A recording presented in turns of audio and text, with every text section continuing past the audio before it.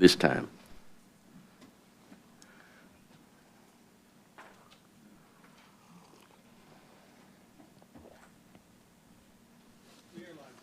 All right. Good morning, everyone. Today is Tuesday, July 12th, 2022. It's 10 a.m. We're here for the regular session of the Hunt County Commissioners Court meeting. At this time, I'll call the meeting to order and ask Commissioner Martin to lead us in prayer, followed by the Pledge of Allegiance. If everyone can stand, please. Most gracious Heavenly Father, we thank you for this day. We thank you for allowing us to come here and take care of the community business. We ask that we do it in a righteous way. We ask you for wisdom, patience, and understanding with each other as we make these decisions. We ask you to continue blessing this great country that we live in. We ask all these things in Jesus Christ's name. Amen. Amen. I pledge allegiance to the flag of the United States of America and to the republic for which it stands, one nation, under God, indivisible, with liberty and justice for all. Honor the Texas flag. I pledge allegiance to thee, Texas, one state, under God, one and indivisible. Thank you, everyone. We have Commissioner Hutchins, Strait, Martin, and Harrison present. I'm Judge Stovall presiding over the meeting today. Commissioners, you have the minutes from the June 28th, 2022 regular session. Entertain a motion for approval. So moved. Second. Got a motion and a second. All in favor say aye. Aye. All opposed. Motion carries. How do y'all like this being opened? Yeah, we don't have all of the plexiglass up. Commissioners, you got the minutes from July 5th, 2022 special session. Entertain a motion for approval. So moved. Second. Got a motion second. All in favor say aye. Aye. All opposed. Motion carries. This time we'll have public testimony. Speakers are limited to 3 minutes and should conduct themselves in a civil manner. Commissioners Court cannot take action on items not listed on the agenda in accordance with the Texas Open Meetings Act. Concerns will be addressed by county staff. They may be placed on a future agenda or addressed by some other course or response. Does anybody wish to speak today? We have any? No sheets. Anybody here wish to speak today? Daniel, anybody online? Okay, being none, we'll move on. The two action items under old business, we're striking those for today. New business, Commissioner, you have the consent calendar. I entertain a motion for approval. So moved. Got a motion and a second. All in favor say aye. Aye. All opposed? Motion carries. Under action items, approval of accounts payable. I make a motion, we pay the bills. Second. Got a motion second. All in favor say aye. Aye. All opposed? Motion carries. Approval of line item transfers. Make a motion to approve line item transfers. Second. Got a motion second. All in favor say aye. Aye. All opposed? Motion carries. Approval of budget amendments. Make a motion to approve budget amendments. Second. Got a motion second. All in favor say aye. Aye. All opposed? Motion carries. Approval of payroll and personnel. Make a motion to approve payroll and personnel. Second. Got a motion second. All in favor say aye. Aye. All opposed? Motion carries. Action item number 1, the quarterly report of the Audie Murphy Cotton Museum. Susan? Good morning. Thank you for letting me come and present our quarterly report to you guys. Over the past 3 months, visitors to the museum have come from 36 different states and the District of Columbia. Internationally, they came from Spain, Canada, Australia, and Puerto Rico. There was a total of 1,261 paid visitors, and a total of 1,639 people actually signed our guest book. Our visitors spent 116 nights in local hotels, which included Comfort Suites, Holiday Inn, Best Western, Motel 6, Budget Inn, Express Inn, Royal Inn, Quality Inn, Super 8, and Hampton Inn. So that was really good. Our group tours this quarter came from DeLand 7th grade, a group out of Kentucky, a veterans group from Frisco, the Herndon 4th grade elementary out of Royce City, and something really kind of unusual, was really cool, a group of soldiers who were competing for the NCO and station commander boards were out at the museum most of the day as they competed for that. That was really cool. We also had our lunch break special speakers. In April, Carla Meek spoke about the Longhorn Arena. In May, we did a program on the history of cotton, and in June, Pud Kearns talked about the history of purses. In April, we had our adults, sorry. In April, we had our Adults Only Easter After Dark event, and in May, we held Audie Day and had a wonderful program and turnout. On the Friday, we showed the movie Night Passage at the Texan Theater. And then on Saturday, Larry Ann Willis spoke about her new book, Audie Murphy Undercover, and historian Mark Welburn did a fascinating talk on the events leading up to D-Day in Normandy during World War II. And Patrick Curtis, a producer and friend of Audie, shared some wonderful stories about the actors he has known throughout his career, including Audie. He actually was also Audie's neighbor in California, so that was really interesting. For our movie nights, we showed Sioux City Sue starring Gene Autry and Code of the Secret Service starring Ronald Reagan. We also installed a new temporary exhibit of purses that had belonged to Pud Kearns' mother, Mary Lauderdale. So that tied in really well with the talk. And that's about all I have for today. If you all have any questions, I'd be glad to answer. Commissioners, any questions? Thank you, Susan. Entertain a motion for approval of the report. So move. Second. Got a motion second. All in favor say aye. Aye. All opposed? Motion carries. Action item number 2, the Treasury's monthly report for May 2022. Brittany? Good morning. In your package, you will have the Treasurer's report for the month end of May 31st, 2022.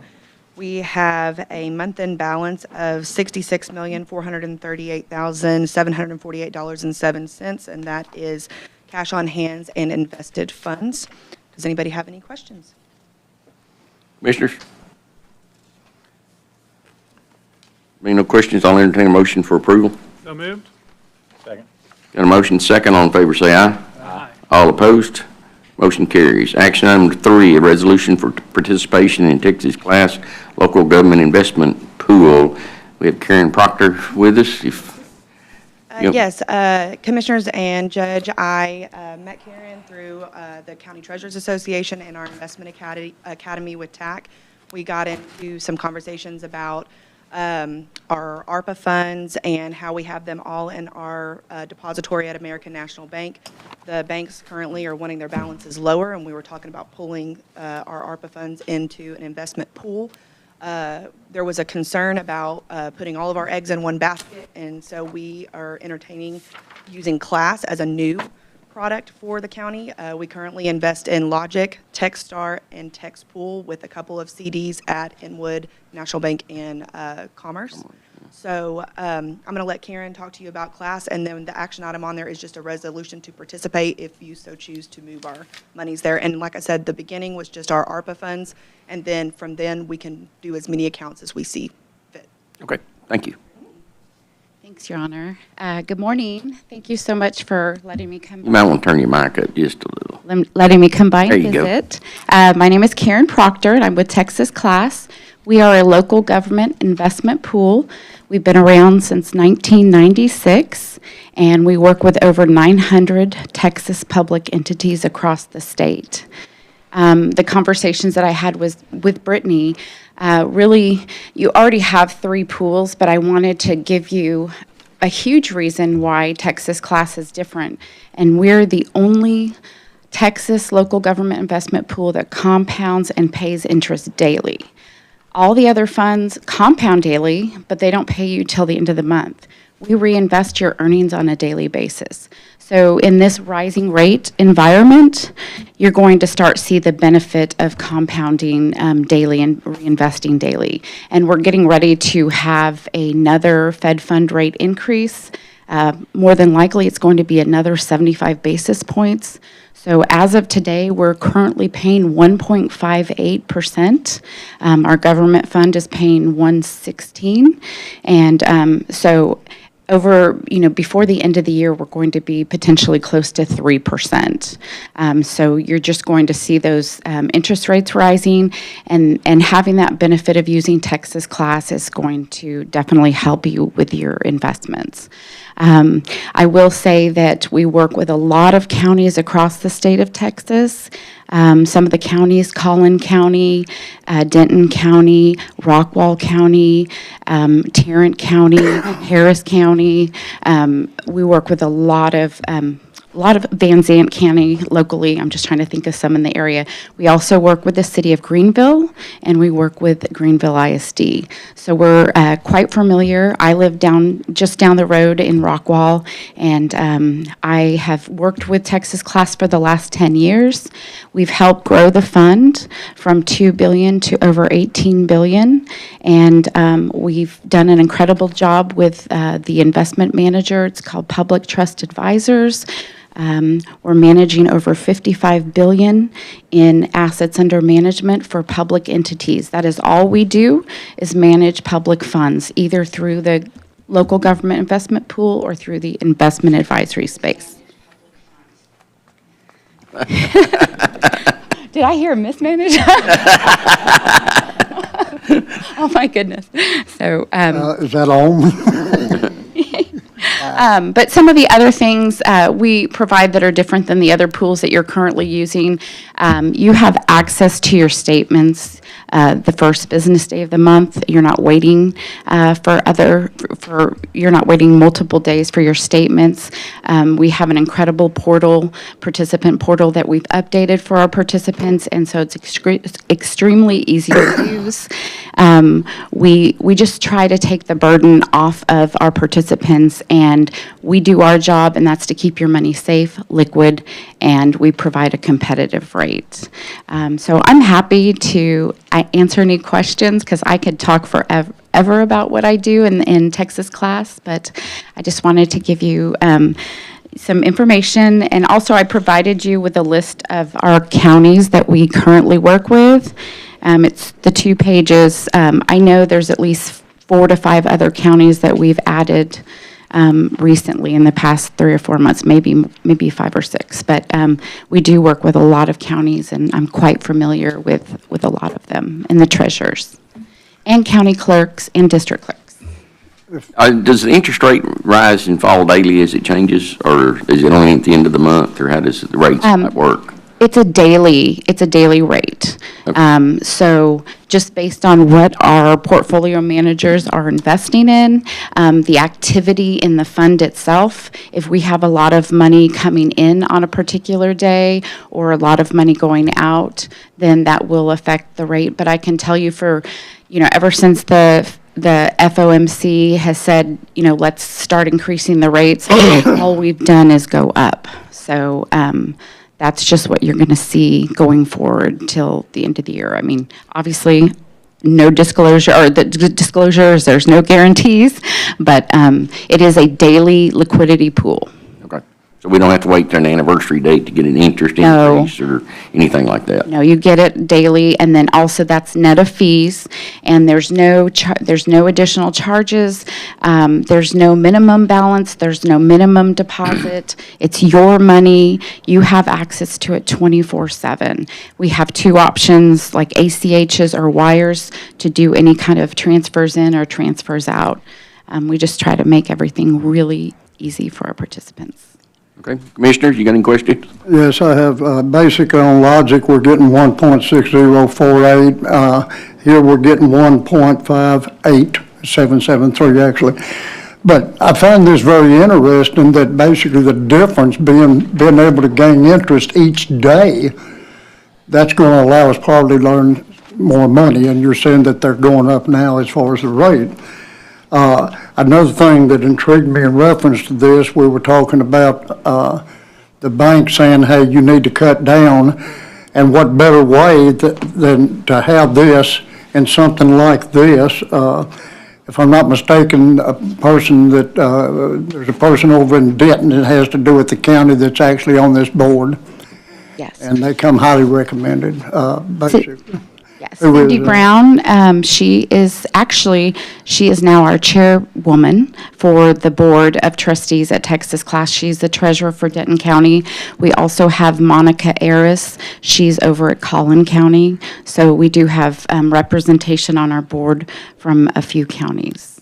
Like I said, I'm intrigued in reference to this for the simple reason we are looking for a place which we ourselves, as far as commissioners, yes, would be acting upon it, but this would, this would be like claim, text pull, logic, and then the text start, which is the general operation, correct? Therefore, we really don't have anything to do with that, and this would be also, if, whether it be ARPA money or whatever that goes in there, they give us so many different ways to split it up, and actually you can do it so I consider this a pretty good thing, really, Judge. Brittany, do you have anything to add to this from your standpoint? She has covered everything. Like I said, she had mentioned previously that they work with the Denton County Clerk's Office for the registry funds. And something that we could explore, like I said, we could start just at the beginning, just moving our ARPA out of American National Bank, but we can set up as many accounts as we need to. It's unlimited to how we want to see it. And like I said, different people, participants can have access to it, commissioners can have access to it, the judge can have access to it, and everything, the investment committee can have access to it. It's a very good product for us, I believe, and like I said, it's just the beginning, and we can go from there. I do understand that you also talked to our auditor in reference to it. Do you have an opinion in reference to this? No, I think it's the main thing. It follows all our investment committee guidelines of safety, risk-free, safety, not any risk, and liquidity. And I think it looks like you have two different funds that one's liquid, one you can go out maybe a little bit longer and get a higher rate, it looks like. Yes, if the county signed up with Texas Class, you would have access to both funds. They're both liquid. Again, everything you have access through the portal. You can transfer from one account to another. We just try to simplify it as best as possible. And just one other thing, there are 13 funds now for public entities in Texas to invest in, somewhat like Texas Class, but I will say historically, you're going to see every pool's rates change, but if you look at Texas Class cumulatively, I've been doing an analysis since 2014, and basically I can show that over 70 to 75% of the time period, Texas Class paid a higher rate than Tex Pool, definitely, Logic, definitely, and Techstar. So that's something else to show. So right now, you're going to see all different funds paying different amounts until, things start to settle. So we may be higher one day, we may be lower another, but we are very consistent, and the compounding and paying interest definitely adds to that. So thank you so much. Any other questions? Thank you very much. Thank you. Commissioners, entertain a motion for approval. So moved. Second. Got a motion second. All in favor say aye. Aye. All opposed? Motion carries. Action item number 4, we're going to skip for later. Action item number 5, a public hearing and follow-up by the tax abatement agreements by and between Hunt County, Texas with Morgan Steel LLC. Followed by, there's a couple of typos, I'm sorry. Yeah, Greg is here too. This is the tax abatement that we've been working on for a while and briefed the commissioners about a few weeks ago. This is, it has all the same terms that we discussed, the 50% tax abatement for 10 years. The tax abatement would start in January of next year and go through December of 2032. Other than that, this is the same as the last 4 or 5 or 6 tax abatements with all the same general terms. So I can answer any questions, and Board of Development's here to answer any questions about the project if y'all have any. Greg, you want to give us a brief just statement about the new company? Thank you, Judge, Commissioners. Greg Sims, Greenville Board of Development. Project TREAD represents a privately owned American company based in Memphis, Tennessee. The company was founded in 2014. It's a metal service center and contract manufacturer. It offers steel distribution in multiple stages of processing and delivering via in-house fleet across the country. The company supplies industries such as OEM, steel service centers, fabricators, agriculture, material handling, and more industries. It was founded in February 2014. and has grown to 200 employees, distributes 400 tons daily with a fleet of more than 25 trucks. They were looking at the Greenville location as well as a location in Georgia and in Tennessee. The Greenville location they're considering is the purchase of a building, 5700 Enterprise Drive. It's the former wood grain company building over in our industrial park. It's about 123,000 square foot manufacturing building. They plan to invest about 8.8 million in real estate, 6 million in equipment, and hire 110 new full-time employees with an average hourly wage of 50,000 per year and an average managerial wage of about 80,000 per year. The Greenville Board of Development did recommend this project to the county and to the city for the tax abatement approvals on May 17th, 2022. We came in executive session, if you remember, we visited with you about this project. We showed you pictures, those kind of things. It was steel manufacturing business. They do have a representative here today, John Castro in the back. Morning. John used to, a long time ago in another career probably, he worked for Governor Perry, correct? Bush, Governor, and Richard first, then Governor Bush. That's right. I'm sorry, way back then. So anyway, he's been in economic development a long time. He's a site selector with a company with a partner, and John, good guy. So thank you. Thank you, Eric. Any questions?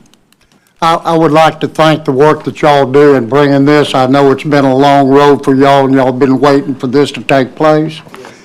And we appreciate y'all thinking about Greenville, Hunt County.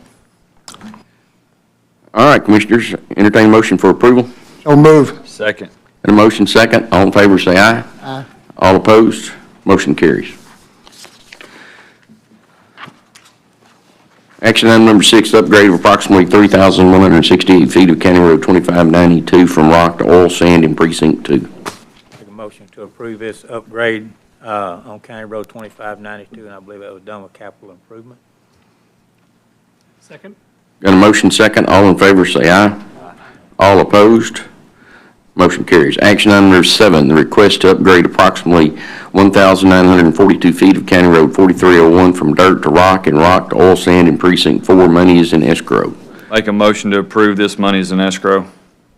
Second. Got a motion second. All in favor, say aye. All opposed, motion carries. For the public, just so you know, that when we're talking about money in escrow, that's a developer that's putting a development in, and they're paying the county to upgrade our county roads per our subdivision rules. So they are paying, in this case, it's a dirt road, so they got to pay to rock it and then to upgrade it to an oil sand hard surface road. Action number 8, a public hearing for the development requirements for short-term rental communities and RV parks. This time I'll open up forward to a public hearing for anybody who has a comment about the rental communities and RV parks. Anybody online? No, I'll close the public hearing. Action item number 8, the development requirements for short-term rental communities and RV parks. Brian, you want to come brief us?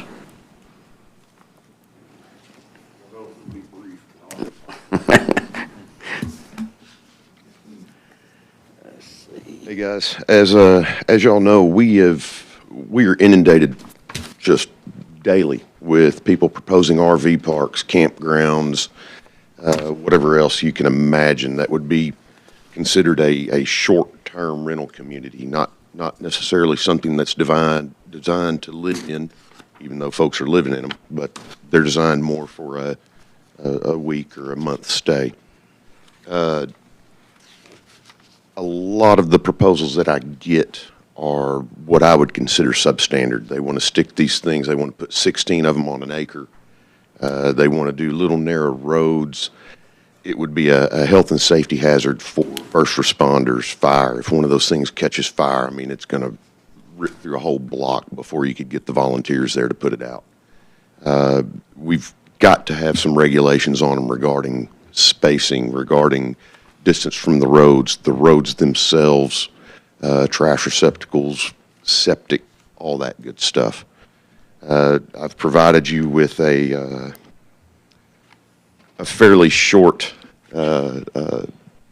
package to look at for these. This was put together by Brittany with the Health Department, David Jones with Homeland, and myself. We're trying to get something going so that we can get some regulation on these guys before they take off and run amok. There are opinions, legal opinions from attorneys, the state, whoever, that RV parks are considered subdivisions, so we can regulate them accordingly. So. All right, Commissioners, you got any questions? I met with Brian yesterday, and I appreciate you meeting with me. I had some questions in reference to, on page 5, high-density occupation. We're saying occupancy in reference to that. But on page 7, variance. A variance is a waiver of any portion of those requirements may only be granted by the Hunt County Commissioners Court or their designee. Throughout this whole thing, it says it may be granted by the Commissioners Court. As far as designee, that would be after we advised them that would happen. On page 13, the last paragraph, it has to do with Hunt County employees charged with oversight of these matters, as well as any other person designated. Either the Commissioners Court may inspect the infrastructure at any reasonable time, and the owner, by either the Commissioners Court, basically, or anybody that representing them, his agent they shall not be hindered inspection. Other officers may require independent inspection based on their permitting criteria.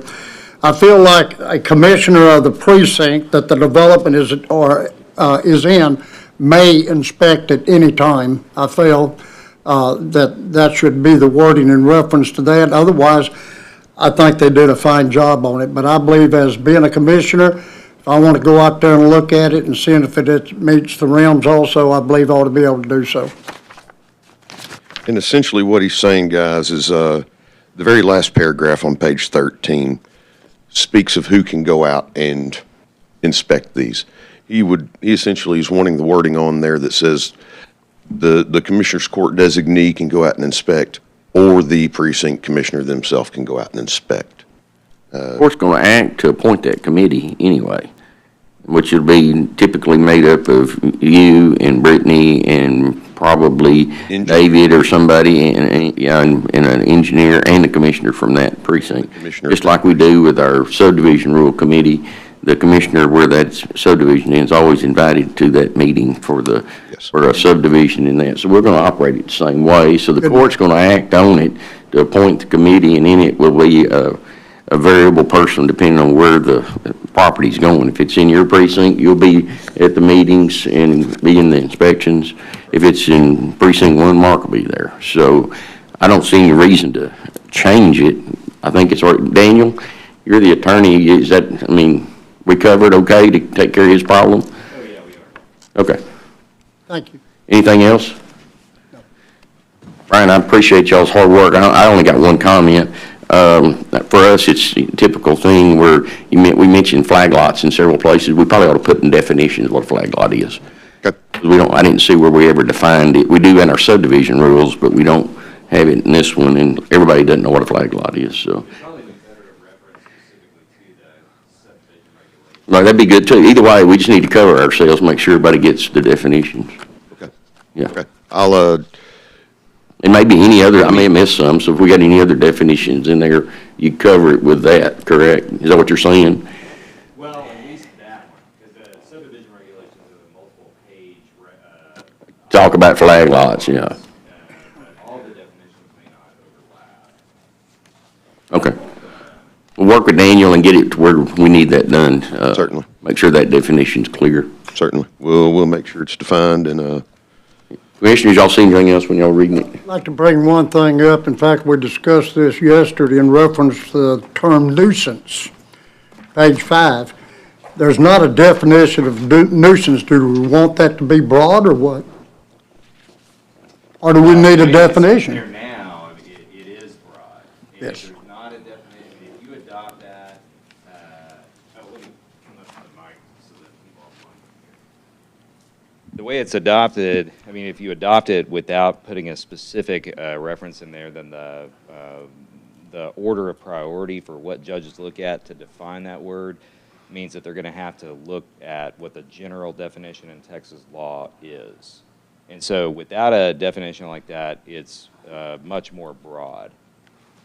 But Texas law is pretty clear on what counts as a nuisance. So we need to leave that in there, but not put the definition under Texas No, law. I'd definitely not change that, because nuisance, things like that, it's in several different places, especially in the Health and Safety Code, and the legislature routinely updates that at least once every other session. And so if you leave that the way that it is, it'll capture Texas law, which keeps us safer in some sort of Good night. eventual court fight. Thank you. Daniel, why don't you restate it so the public online can hear about the flag lot definition and subdivision rules, Ty? Yeah, our Hunt County subdivision regulations that were adopted about a year and a half ago or so include a multiple-page reference to the definition of flag lots. It also includes some pictures for reference. And so the easiest way to define those in this would be to reference that section of the Hunt County subdivision regulations. That way, in the future, if this court comes back and changes the flag lot section, then this will automatically be updated without any additional changes to all the other documents. Perfect, good. Thank you. All right, anybody got any other questions, comments? All right, Brian, thank you. Entertain a motion for approval. So move. Second. Got a motion second, all in favor say aye. Aye. All opposed? Motion carries. Action item number 10, the final plat of Bluegrass Ranch in Precinct 1. This is a subdivision that Commissioner Hutchins and I actually met the gentleman on some month or so ago. He came in and cleared the right-of-way to our standards. It's nice and clear. He has paid for the road upgrade to oil sand. Right, it's a pretty dusty rock road. So he's been easy to work with and played by the rules. The plat looks good, and he's fulfilled all his obligations. Commissioners, any questions?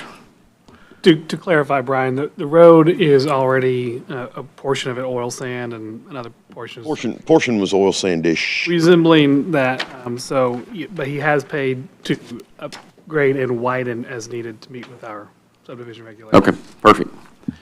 Entertain a motion for approval. So moved? Second. A motion second, all in favor say aye. Aye. All opposed? Motion carries. Action item number 10, the final plat of D&E Ray Estates in Precinct 2. Number 11. This is a FM road frontage, so not a whole lot to do to the right-of-way. Everybody's got frontage.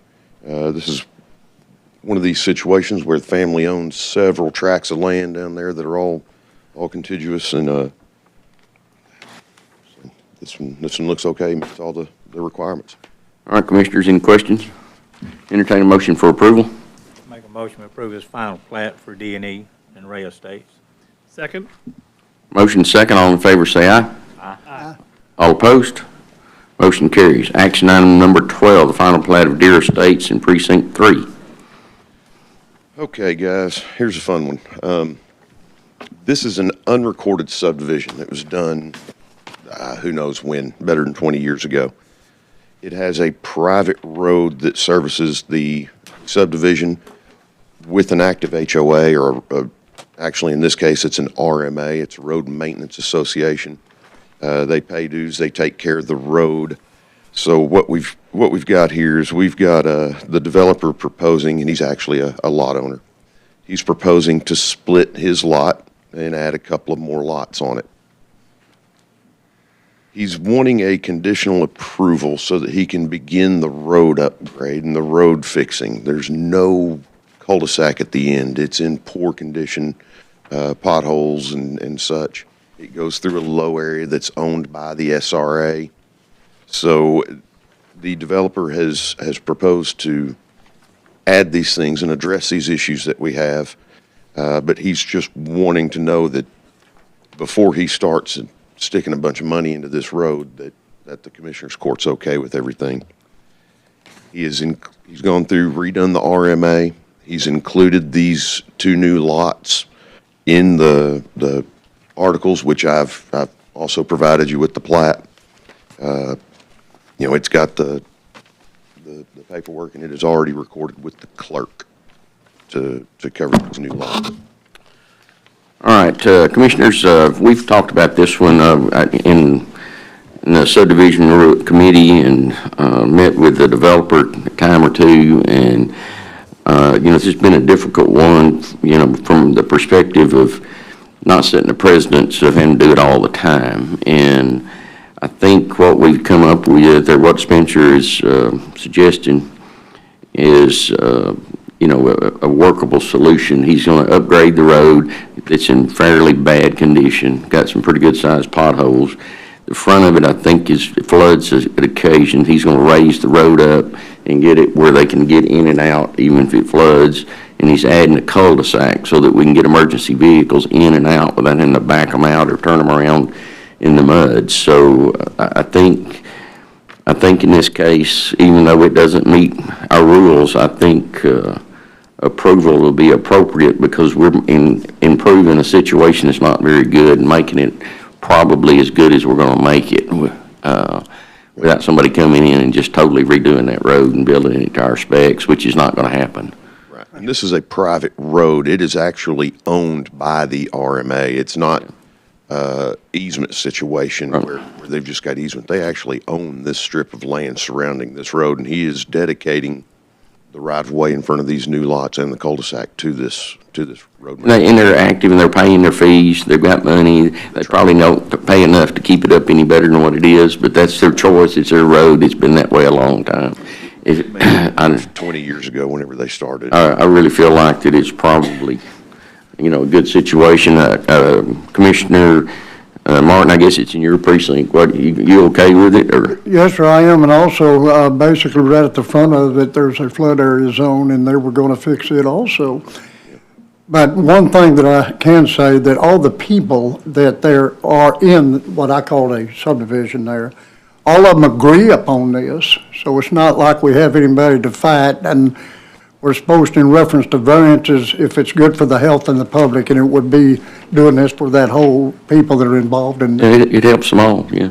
Do we have this documented anywhere, that he's gonna fix Right here, all these issues? yeah, all this. Okay. Is it in that agreement? I didn't have time to look at that whole agreement. This is a conditional approval. Yeah. Yeah, he's seeking conditional. This won't be a final approval.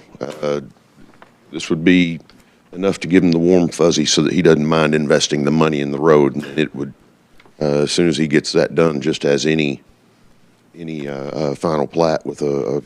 So once you inspect it and make sure it's all been done, then we can sign and record the plat? Then it'll be signed and recorded once his upgrades are complete, so not before. All right, so I guess I'll make a motion to approve it conditioned on the upgrades being made to the road as proposed.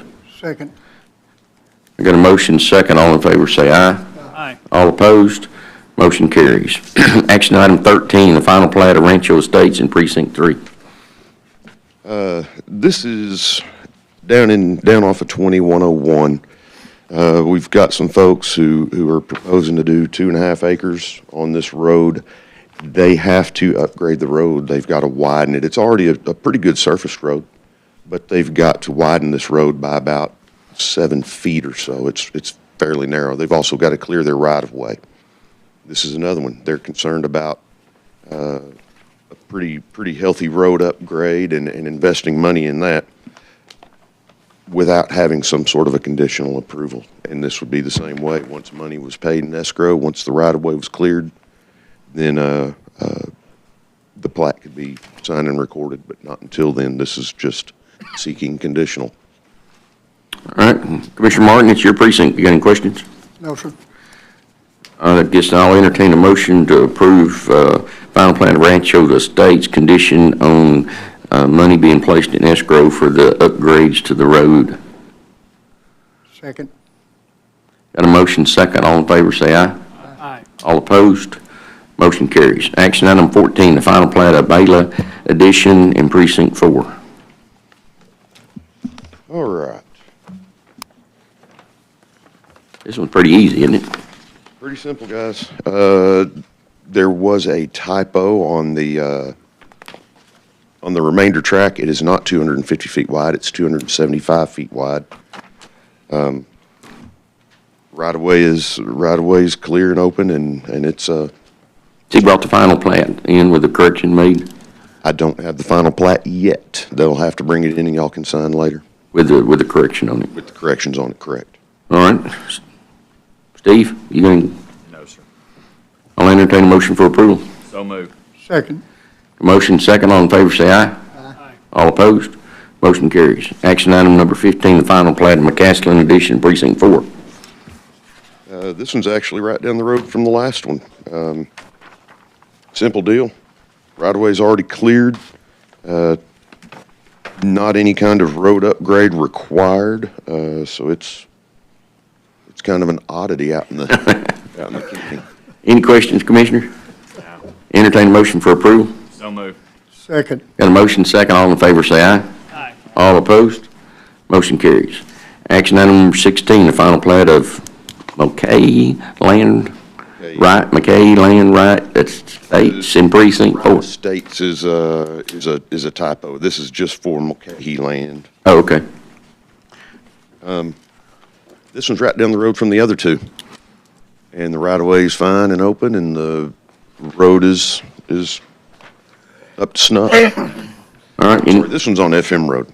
Yeah, this one's on FM Road, so state right-of-way, no issues. okay. All right. Any questions? Entertain a motion for approval. So moved. Second. Got a motion second, all in favor say aye. Aye. All opposed? Motion carries. Action item 17, the final plat of Right Estates Precinct 4. And this is the fourth one that's in that Scatterbranch area, all of them within about a mile of each other like the last. Go buy some land out there, it's a boom town. Evidently, they've decided to start building off of 512 in South Sulphur and Scatterbranch. Has the state put that bridge that it was out back in or not? No. This one, I do have a comment for the surveyor. He's gonna have to give me a dimension on the remainder track. There is ample frontage, but I'd like to see it at least on the plat, so, He's got easements to add to it too, doesn't he? there are a couple of easements around the edges. There were just a couple of minor adjustments on the plat that will be, fixed on the final before it comes before y'all for signature. All right, I entertain a motion for approval of Right Estates in Precinct 4, conditioned on the plat being corrected by the surveyor to reflect adjacent owners' frontage that's left and all the easements that are required. So moved.